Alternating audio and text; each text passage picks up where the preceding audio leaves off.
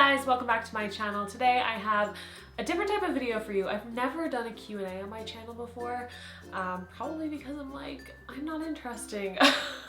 Why would people want to ask me questions? But I did ask in my Facebook group if anybody had any Etsy sticker shop owner related questions, and I actually got a ton of questions, so I wanted to do an Etsy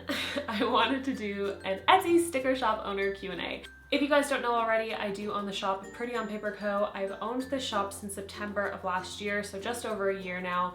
I will leave all of the information in the description box down below. We have a website, an Etsy shop, a Facebook group, obviously Instagram and stuff as well. So I will leave all of that in the description box down below in case you want to check it out.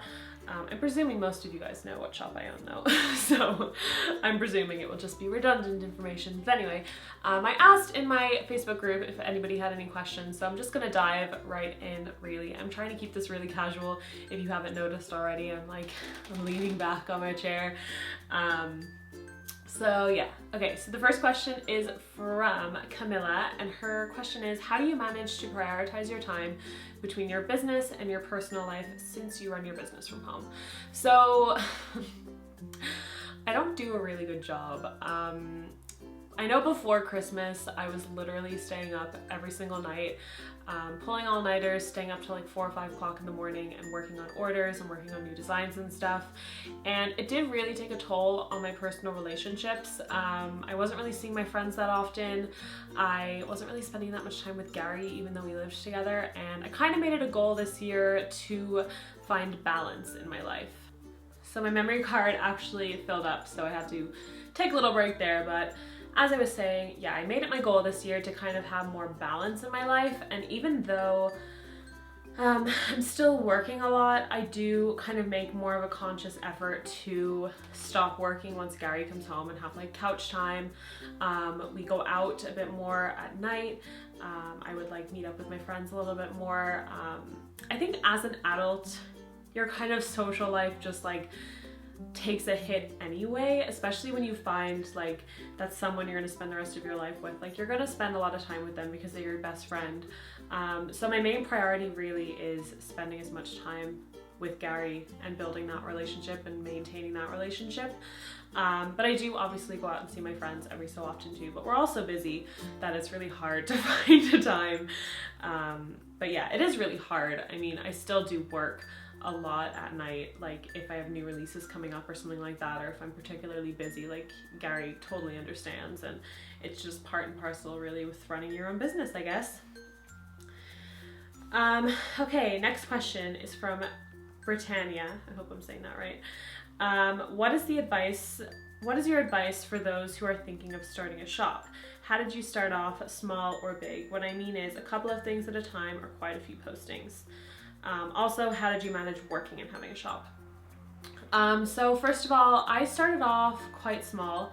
I only had a few listings in my shop, but I was doing new releases a lot more regularly to get my name out there. And I feel like that's kind of important when you first start a shop. You don't want somebody going to your shop, right, and you only have 5 listings. So you want to work and you want to build up stock, and you want to build up stuff that shows not only who you are, but shows that you're committed and shows your talent and stuff like that. So I did have new releases a lot more regularly last year than I do now, because I do tend to kind of have bigger releases nowadays. So I'm having a new release on October 3rd, and I think I have 2 weekly kits and a few single items as well. Also, because I am designing all of my own stuff now, it does mean that they take a lot longer to design and stuff. So I would start off kind of, even if you need to start off small, I would start off small and then just make sure that you're constantly adding to your stock and to kind of what you have to offer, and hopefully that will get your name out there. How did I manage working and having a shop? I didn't handle it very well, if I'm being honest. I didn't really work too often. When I opened my shop, I was working in Red Lobster, and I would normally work there in the evenings or on the weekends. So I would work all day, and then I would go to work in Red Lobster, and I would come home and I would probably go back to work again. And that's probably also a reason why Gary and I's relationship kind of suffered from that, time-wise.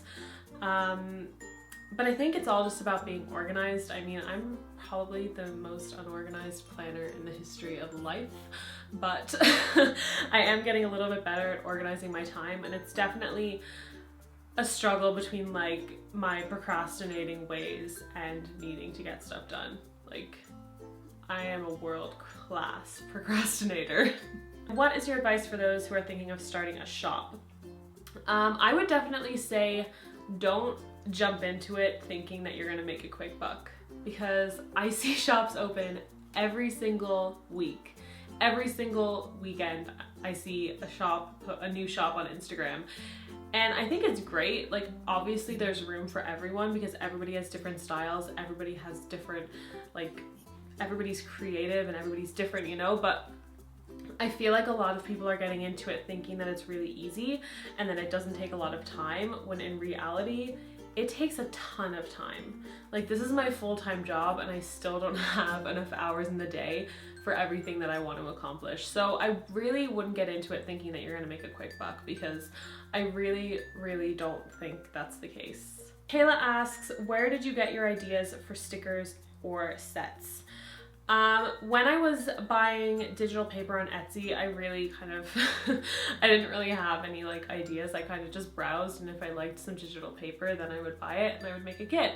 Nowadays, it's a little bit harder. I have to kind of think about the season, I think about stuff that I'm loving and stuff that I would love to see in my planner, and kind of go from there. A lot of my releases are very, biased and a bit selfish of me because there's stuff that I've thought about that I would like, but yeah, I kind of just use what I'm looking for as inspiration, I guess. Monica asks, how far in advance do you start to work on / plan out kits and stickers for a particular theme or holiday? Not very far. Not very far at all. Mimi asks, what is your long-term goal for the shop? Do you see yourself doing this for 10 plus years, or do you have other dreams that you want to pursue? This is like a really tough question. Obviously, if the sticker world continues the way it is and I can be doing this in 10 years, that would be awesome. I do kind of find myself a little bit like, I guess, going a little bit stir crazy sometimes, and sometimes I do think like it would be really nice just to get like a part-time job just to kind of keep me social. So that is something that I've been thinking about lately, even though I don't know where I would fit it in, but you know. Honestly, I don't really know. I feel like I'm just gonna keep evolving with my interests and what everybody wants to see. I do want to get into like different products and stuff like that, but yeah, like I'd love to be doing this in 10 years. Like, I don't know, I've always told people I'm probably just going to be a serial entrepreneur because I do not want to have a boss ever again. So we will see. Time will tell. Lori asks, do you ever get stuck in a creative rut? If yes, what do you do to get out of it? I get stuck in creative ruts all the time, and I take them out on Gary so bad.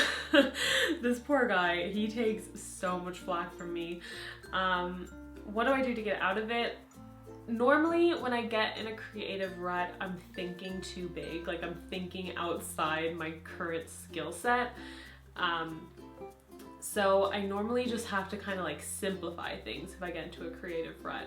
Like when I'm designing kits, like I have all of these like really intricate, like amazing papers in my mind, but I'm like, okay, you're just starting out at designing them on your own. You need to sit back and you need to chill and just kind of like take it like one aspect at a time. So yeah, or I will ask you guys in the Facebook group what you guys want to see, and that always helps me think of new ideas. This is a quick one. Stephanie asked, in general, where do you get your images from? A specific designer or other shops on Etsy? I actually design all of my own stuff.